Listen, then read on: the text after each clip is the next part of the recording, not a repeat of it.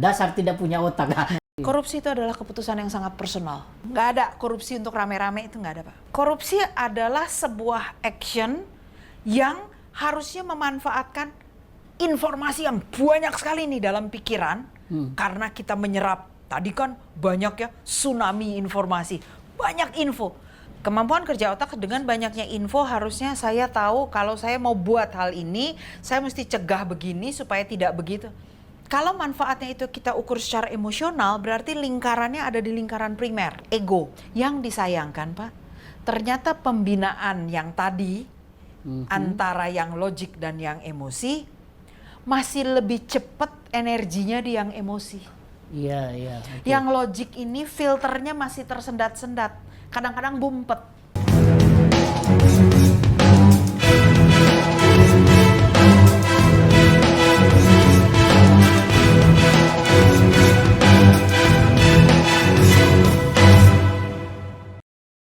Bila bertampuk, mudah dijingjing, kalau bertali, mudah digiring. Bila bernama, mudah dipanggil. Tak kenal, maka tak sayang. Bagaimanapun hebatnya seorang pemateri, kalau tak simpati, tak masuk di kalbu hati.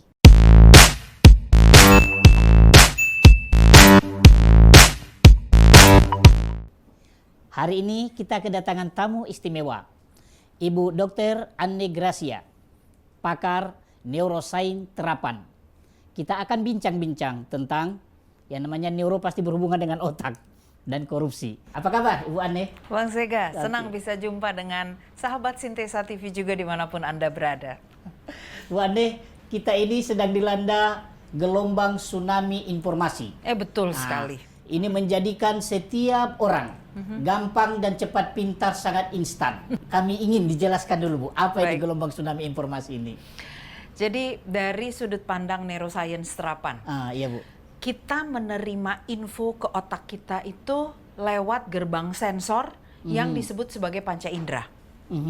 Jadi gerbang semua info, data, fakta masuk adalah lewat penglihatan, mata, pendengaran, penghidu, pengecapan, dan organ yang nih, aduh kulit nih terasa, aduh panas gitu ya.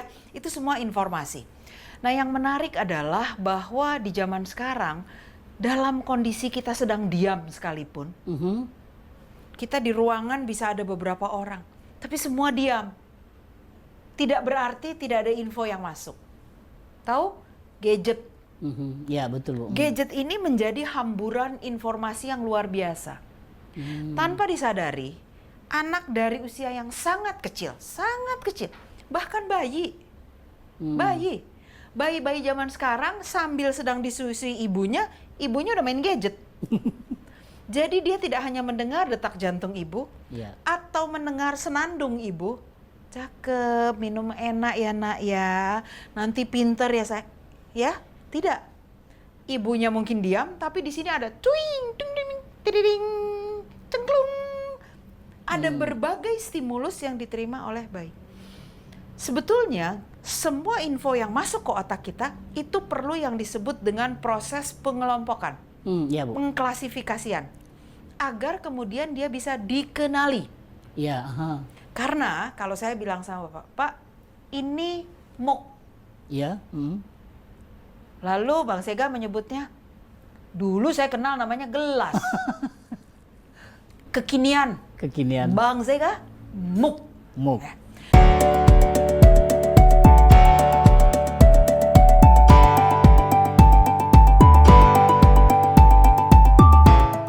Nah, pada waktu saya menunjuk dengan tangan, Anda melihat.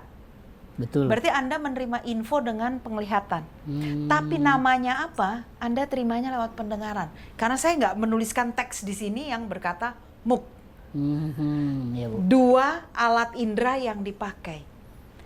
Lalu terjadilah asosiasi, penggabungan. Maka next time, kali berikut Anda dibawahi model benda ini, langsung bisa punya pilihan. Iya. Itu gara-gara gelombang informasi itu mudah ya, Bu? Banyak. Iya, namun, banyak. jika tidak di-label, Pak. Tidak di-label? Bapak tidak pernah kenal ini namanya apa, langsung dikasih aja. Dipakai buat apa aja nggak ngerti. Betul. bentuk begini dibongkar-bongkar, maka anak kecil, apa yang mereka lakukan? Segala mereka bongkar. Jika anak-anak ini tidak mendapat kesempatan penjelasan, maka mereka tidak menyimpan informasi itu sesuai dengan posisinya dan tidak memproses informasi itu sesuai kebutuhannya. Kalau gitu Dan Bu Ane, ini yang sulit. proses datangnya gelombang informasi, apakah ada dampaknya terhadap generasi milenial sehingga kok Pasti. ikut-ikutan korupsi? Nah. Ini dulu yang ingin kita lihat hubungannya, Bu. Sebelum kita masuk secara khusus di korupsi, saya ingin menekankan satu poin dulu. Bahwa semua info yang masuk kalau tidak dikelompokkan, Bapak tentu kenal ngetopnya Elon Musk. Awalnya kerjaan dia apa, Pak? Mengumpulkan sampah antariksa. Ya, betul. Jadi kita meluncurkan satelit, meluncurkan segala macam ya, roket. Di fase-fase tertentu melepaskan diri dari atmosfer, ada bagian-bagian part dari roket yang Menjadi sampah. lepas. Dan itu Ruang menjadi sampah antariksa karena anti gravitasi. Saya membuat analogi itu dengan semua info dan data di kepala manusia, termasuk anak-anak. Anak kecil kita, jangan bilang dia diam dan tidak punya info. Dia punya info, cuma dia nggak tahu buat dipakai apa. Karena dia belum masuk di proses menganalisa dan memanfaatkan informasi itu untuk mengambil keputusan atau untuk menyampaikan pendapat. Karena dia berkomunikasi aja belum bisa. Iya, betul Bu Ane. Begitu lepas usia 3 tahun, masuk 4-5 tahun, ini anak mulai belajar komunikasi. Tapi waktu dia mau ngomong, di sini berebut. Ibarat banyak sekali info, tapi saluran keluarnya kecil. Dan mesti rapi-rapi dulu, diayak dulu kan. Iya Bu. Ayakannya kerjanya nggak bisa optimal. Karena barangnya terlalu banyak nih yang mesti disaringnya. Oke. Itu banyak sekali kasus sekarang anak-anak usia dini yang punya gangguan untuk komunikasi. Sepertinya ini anak mau ngomong banyak, tapi tidak ada pesan yang disampaikan. Tadi sempat nyebut kata korupsi. Betul Bu. Korupsi itu kalau dari sudut pandang kerja otak di neuroscience terapan, Iya, betul. artinya sudah ada di tahapan action. Melakukan sesuatu. Melakukan sesuatu. Dan kita kalau mau melakukan sesuatu, kalau kita jalan mundur, tahap sebelumnya adalah memutuskan. Betul Bu. Bapak mau duduk, mau angkat tangan, mau ngangguk, itu ada keputusan dulu. Ya.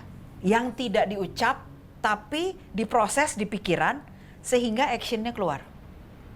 Korupsi juga sama Pak. Bahkan lebih seru lagi. Karena di belakang si action dilakukan, itu seharusnya juga sudah ada pertimbangan dengan banyak sekali info yang berurusan pada 2 kelompok besar. Ya. Satu. Satu Logik, logik, ya Bu. 2 emosi. Korupsi adalah sebuah action yang harusnya memanfaatkan informasi yang banyak sekali nih dalam pikiran.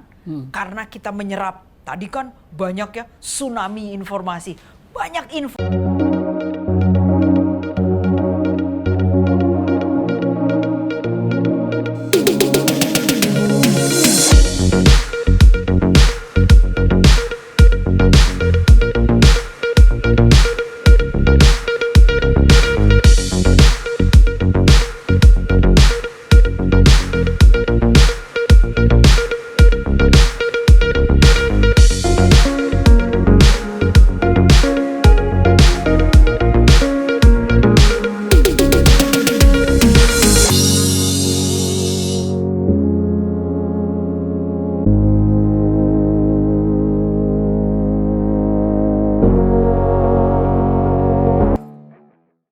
Karena kita menyerap, tadi kan banyak ya tsunami informasi, banyak info.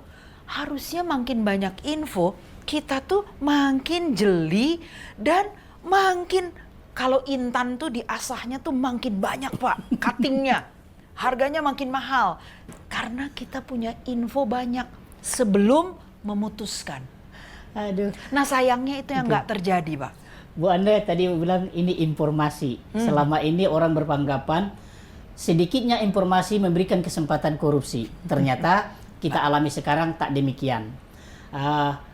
Orang-orang di seluruh negeri menyaksikan pemilu begitu mahal.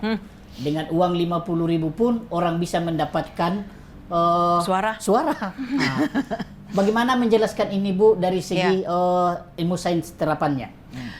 Yang tadi, Pak. Kalau kita tahu dan kita bisa menjadi master, sutradara, penulis cerita dari sebuah kejadian yang kita bisa prediksi, karena itu kemampuan kerja otak, Pak. Kemampuan kerja otak dengan banyaknya info, harusnya saya tahu kalau saya mau buat hal ini, saya mesti cegah begini supaya tidak begitu. Tapi ujung akhirnya juga kita mesti tahu manfaatnya apa. Manfaatnya apa? Si manfaat ini, Pak, kalau manfaatnya itu kita ukur secara emosional, berarti lingkarannya ada di lingkaran primer. Ya, Bu. Ego. Pokoknya Enak-enak di saya aja. Ada di saya aja. Gedein dikit, Pak. Saya enak, tambah enak. Tambah enak tuh artinya apa? Saya dilingkupi oleh orang-orang yang balik lagi dukungnya ke saya, bantuinnya ke saya. Iya. Maka saya mensupport orang di sekitar saya supaya mereka kerja baik untuk saya. Gitu. Betul, Bu. Tapi kalau dia mau keluar ke lingkaran yang sekunder, Pak, masyarakat di sekitar dia, belum tentu dia bisa mendapatkan dukungan. Karena orang itu bisa menjadi bagian dari lingkaran lain. Nah, kondisi seperti ini, mikir dong. Gimana caranya ya? Supaya Anda dukung saya. Padahal Anda mungkin adalah teman dia. Betul, apa yang dilakukannya? Oke, saya mesti kasih lebih daripada dia. Betul. Inilah celah korupsi itu jadinya ya, Bu. Trik itu terjadi. Nah, saya katakan tadi di awal bahwa korupsi adalah sebuah keputusan tergantung pada lalu ujung manfaatnya itu apa, Pak? Definisinya udah jelas, baik di Kamus Besar Bahasa Indonesia maupun dalam kamus dan thesaurus tingkat dunia. Corruption is to take something that you are not belong. Mantap. Bukan milikmu itu. Bukan milikmu Kau itu. ambil itu gitu kan. Atau kamu mengambil lebih daripada jatahmu yang tidak dapat dipertanggungjawabkan. Statement itu mesti ditanam sebagai bagian filter. Kalau itu tidak masuk, kita dalam ruangan yang studio luas gini, Pak, saya nggak ngerti teknisnya, tapi sepanjang yang saya tahu kamera-kamera tuh bisa ada filter hijau, merah, biru gitu ya, banyak ya. Ada filter blur, ada filter macam-macam. Ibu itu mesti Anda, dipasang. iya, Ibu tadi bilang filter. Mesti ada. Filter. Saya ingin jajaki dulu apa komentar Ibu untuk mengurangi korupsi, di mana orang-orang milenial ternyata ikut-ikutan, yang notabene pengalaman sedikit tapi ilmunya tinggi dan hebat. Tentu peran keluarga sangat dominan. Kira-kira bagaimana Ibu peran orang tua untuk mengarahkan, mengawal anak-anak ini agar tidak ikut terjerumus, terutama urusan korupsi ini dulu, Bu. Kira-kira apa yang bisa dilakukan orang tua? Pertama, semua informasi data yang masuk dalam pikiran anak sejak usia yang masih sangat dini, Bu. itu sebaiknya orang tua terlibat dan berperan. Terlibat dan berperan terutama dalam pemaknaan. Mau dapat berita apapun, mau itu bencana, mau itu berita gembira, apapun, beri makna. Dan pemaknaan itu harus mengandung dua unsur. Yang pertama, unsur logika. Jadi apa ilmunya di balik data itu, di balik pengetahuan itu, di balik informasi itu. Yang kedua, mengandung unsur emosional. Dan bahkan pada info-info yang tidak menyenangkan, kita bisa mulai memberikan pemaknaan religius. Religius. Kendali pada emosi, sabar.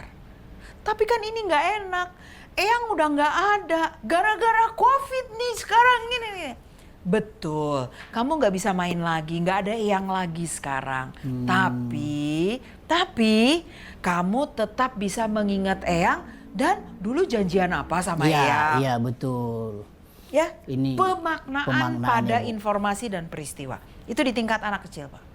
Lalu kemudian di tingkat berikutnya, pada waktu anak itu sudah mulai berkenalan dengan berbagai pola dan formula lewat teori dan pengetahuan. Mulai dengan mathematical thinkingnya, kemudian dengan sainsnya, dengan semua ilmu sosialnya. semua itu mulai dirangkai menjadi filter yang baik untuk mengambil keputusan. Oke. Anda pakaiannya bagus, rapi, mewakili daerah tertentu, nah gitu kan? Jadi ada apresiasi ya Bu ya, Ya. menghormati. Waduh, ini kelihatannya unik ikat kepalanya. Kamu ngambil model dari mana, Nak? Orang tua pada ya, anaknya orang bisa tua begitu. ikut tampil. Atau, hei, lihat nih.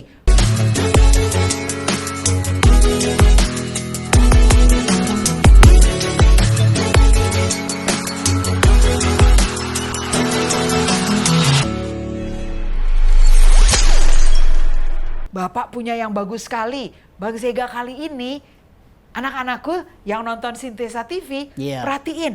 Ada ukirannya loh.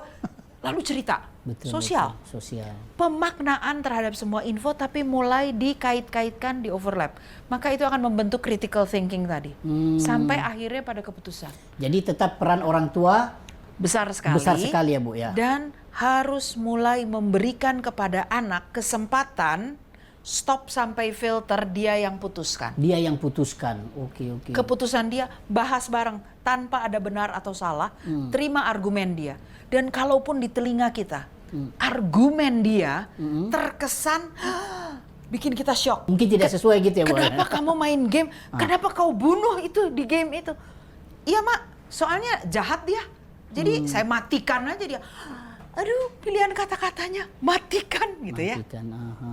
Jangan langsung kita bilang stop game itu. Wah, Berarti posisi orang tua lebih bagus mendengar dulu ya Bunda dalam posisi mendengar. begini. Lalu kemudian menggiring.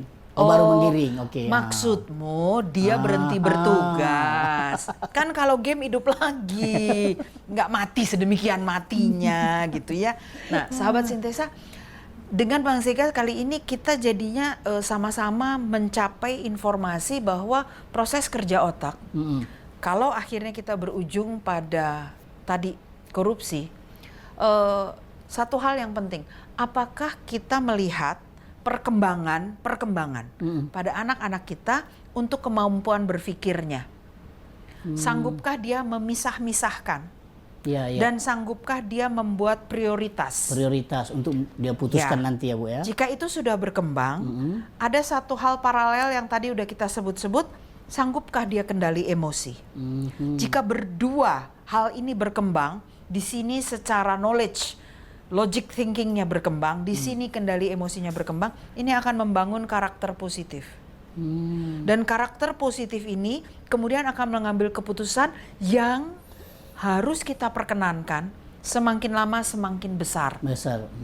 Perimeternya. Perimeternya oke. Karena kalau perimeternya semakin besar, maka dia mulai membangun empati bahkan pada yang tak dia lihat. Kita ngobrol. Oke. Iya Bu. Tapi apakah kita tahu apa dampak obrolan kita ini bagi sahabat-sahabat kita di Papua? Iya. Bagi Sintesa TV, mereka yang hadir, rekan-rekan di Aceh sana. Ya, artinya kita kemudian menggiring supaya apa yang kita omongin punya dampak positif sampai ke sana. Itu tugas orang tua dan pendidik. Oke. Nah, Bu yang Ane, unik itu. Kalaulah orang tua tadi begitu nyata dari uraian Ibu perannya terhadap generasi bangsa ini, apa pendapat Ibu tentang pemerintah? Apa peran pemerintah untuk bisa menanggulangi paling tidak 4-5 tahun ke depan pada pemilu-pemilu yang akan datang agar tidak tumbuh subur korupsi ini? Di mana peran pemerintah yang sangat efektif? Mungkin bisa Ibu uraikan. Sepertinya kalau saya tidak salah mengira-ngira ada sekitar 3 poin besar, Pak. Poin yang pertama adalah peran pemerintah dalam melakukan sistematisasi. Sistematisasi, ya. Artinya pengelolaan, Pengelolaannya memanage ya, ya. memanagenya. Oke. Pengelolaan alur kerja yang terukur Ah. dan bisa dievaluasi. Oh. Poin yang kedua adalah terbuka untuk adanya koreksi dan terobosan-terobosan baru. Kita sekarang ada di zaman di mana inovasi bukan lagi milik orang dengan IQ tinggi. Ya. Kita semua pun Bisa. sekarang sudah menjadi orang yang ada di dalam arus inovasi. Oke, Ya. ya Bu. Bapak juga pastikan sudah melihat anak tiba-tiba udah belajar daring, udah pinter dia pencet-pencet itu. Tahu dia semua. Bapak yang tadinya nggak tahu apa itu StreamYard atau apa itu OBS dan lain-lain aplikasi, Siap. sekarang jadinya udah tahu. kita terlibat di dalam inovasi. Maka pemerintah kita Ya Bu. tetap harus menjaga rambu-rambu. Kita nggak hidup di hutan, Siap. kita hidup bersama. Semakin dekat jarak kita, semakin kita butuh bantuan kesepakatan. Sekarang kita lagi physical distancing. Betul. Mau lebih dekat dari 2 meter, kita mesti pakai masker. Saya mau bantu Bapak melakukan stimulasi, saya mesti lapis maskernya, mesti pakai face shield. Siap. Bapak punya tanda-tanda, saya mesti tutup. Kesepakatan untuk tujuan tertentu, Pak. Ini karena urusan COVID. Ya. Tapi kalau tidak, artinya dalam hidup kita berkomunitas, bermasyarakat, semakin padat satu daerah, maka kesepakatan itu harus dibangun atas keinginan bersama. Keinginan bersama, Iya. oke Bu. Nah itu peran negara, Pak. Peran negara. Di sana peran negara, dan yang poin kedua adalah negara terbuka untuk inovasi-inovasi dari masyarakat. Betul, karena terbuka. masyarakat kita sekarang masyarakat yang luar biasa memanfaatkan kemampuan pikirnya. Namun yang disayangkan, Pak, ternyata pembinaan yang tadi antara yang logik dan yang emosi masih lebih cepat energinya di yang emosi. Iya. Yang logik ini filternya masih tersendat-sendat, kadang-kadang bumpet. Maka keputusan itu masih bernuansakan lebih banyak emosional. Kalau kita lihat ya, orang adu pendapat, debat, saling bertanya, itu kata suka dan tidak suka banyak nonjol. Mau dan tidak mau itu nongol. Kami hadir sinergikan 3 bank syariah besar. Bertransformasi menjadi bank yang inovatif, modern, dan memiliki visi global. Bank Syariah Indonesia. Ya, betul Bu. Dan itu nggak logis. Tidak logis, benar. Itu tidak emosional logis. banget. Bu, ini kan Ibu praktisi neurosains terapan. Apa kira-kira peran yang bisa dimainkan bidang ilmu ini terhadap pemerintah, masyarakat, dan orang milenial? Ini saya sangat concern orang milenial Bu, karena tidak sangka begitu hebatnya ikut-ikutan korupsi. Yang notabene ini yang kita andalkan benteng supaya tidak korupsi. Ternyata karena tadi tsunami informasi itu bukan menghentikan mereka, bukan mengurangi, malah mempercepat korupsi. Ya. Silakan, apa Karena peran ilmu ini, Bu? filternya tidak terbentuk dengan baik, filter dan tidak terbentuk. sistem pada pemerintahan itu sendiri masih dalam proses bergerak, yang tidak semua orang menerima itu sebagai informasi. Jadi tiap kali ada pengumuman KPU misalnya, atau ada pengumuman dari salah satu lembaga pemerintahan tentang tatanan, kesiapan dan lain-lain, itu tidak diterima dengan cerdas untuk menjadi filter keputusan, tapi diterima dengan emosi untuk melihat bagaimana saya menguntungkan diri saya sendiri. Itu korupsi ini tetap jalan. Terjadi ya Bu ya. Korupsi itu adalah keputusan yang sangat personal. Personal. Nggak ada korupsi untuk rame-rame, itu nggak ada, Pak. Nggak ada ya Bu ya. Nggak ada. Dasar sampai berani mengambil action. Action, Itu action loh. action, betul Bu. Sebuah tanda tangan, sebuah jawaban ya terhadap pilihan. Karena korupsi itu tetap akan pilihan. Nggak pernah ada korupsi yang paksaan. Nggak ada itu. Itu tetap pilihan. Maka disitulah keluarga punya peran besar membentuk proses pikir. Berpikir. Negara kita membentuk tatanannya, menjaga kesepakatan karena kita hidup bersama, berkomunitas. Dan pertanyaan Bapak yang terakhir tadi untuk generasi milenial. Iya Bu. Sahabat Sintesa, generasi milenial artinya kita menghantar generasi baru kita, generasi muda kita, bukan untuk hidup nyaman sekarang, tapi mempersiapkan mereka untuk bersama-sama hidup di masa depan. Apakah kita yang sekarang ini sanggup berpikir untuk 1 dekade saja minimal ke depan? Belum tentu ya Bu ya. Belum tentu. Karena yang sekarang masih mencari kenyamanan untuk diri sendiri dengan keputusan korupsi. Sehingga itu menjadi info, tsunami data yang masuk di kepala dan di dunia anak-anak yang mengatakan bahwa it's okay. Ada pertanyaan terakhir ini Bunda, agak unik. Setiap di TV diumumkan Sianu korupsi ditangkap, tangkap basah oleh KPK. Kadang di kampung saya ada dasar tidak punya otak. Nah, itu yang terjadi. Apa komentar Bunda yang berkiprah di bidang neuroscience ini kalau ada ucapan begitu, seolah-olah orang yang korupsi tidak punya otak. Sementara saya mendengarkan kaget ucapan orang-orang ini, dasar tidak punya otak. Itu ditujukan kepada yang korupsi. Sementara yang korupsi ini sekolah tinggi. Ya, banyak yang pasca sampai profesor ikut juga. Nah, mungkin ada komentar dari Ibu tentang ini. Banyak orang dengan pendidikan tinggi, Ya, tapi yang betul, Bu. mereka lakukan adalah read aloud of science. Aha, betul. Jadi itu buku-buku cuma dibaca, Pak. Baca doang. Bapak paparan, betul. mengutip dari berbagai buku. Siap, siap. Tapi saya tanya, apakah itu diterapkan sebagai filter dalam aktivitas sehari-hari? Saya ambil ilmu sederhana. Oke, iya Bu. Sangat sederhana di ekonomi. Pernah sahabat Sintesa kenal Pareto dong? Itu ilmu ekonomi sederhana Betul. sekali. Bagaimana upaya sekecil-kecilnya Untuk mendapatkan keuntungan sebesar-besarnya. sebesar-besarnya. Ya, Oke. betul Bu. Apakah kita pernah Pareto untuk pekerjaan kita? Gimana caranya kita menyusun, kita punya task list, to-do list, Ya. yang sedemikian rapi, efisien, tapi akan menghasilkan dampak yang sangat Yang besar. besar. Kalau ini dilakukan, bukan sekedar buku, karangan. Iya. Entah siapa yang hebat, lalu kita cerita tentang Pareto, definisi, contoh, kasus dan lain-lain. Tapi begitu kita ditanya, mau makan dulu, mandi dulu, atau beresin kamar dulu, itu aja nggak bisa jawab. Pareto bohong. Paretoin dong di kepala. Itu berarti ilmu menjadi terapan. Maka saya lebih senang kalau disebutkan praktisi dalam neuroscience terapan. Iya, oke. Karena ilmu itu blended, masuk dalam aktivitas, berarti menjadi bagian filter keputusan kita. Jika itu secara bertahap dilakukan, gak ada lagi kita bilang mau S berapapun. Betul. Ha. Ya. Jadi bukan karena Dia tinggi nggak read rendahnya aloud. pendidikan ya Bu ya? Bukan. Tapi Iya. apakah dia sanggup Sanggup. mengambil semua informasi itu dan memanfaatkannya Iya. untuk inovasi dan kepentingan banyak orang, Baik. terutama sanggup berpikir 1 dekade minimal ke depan.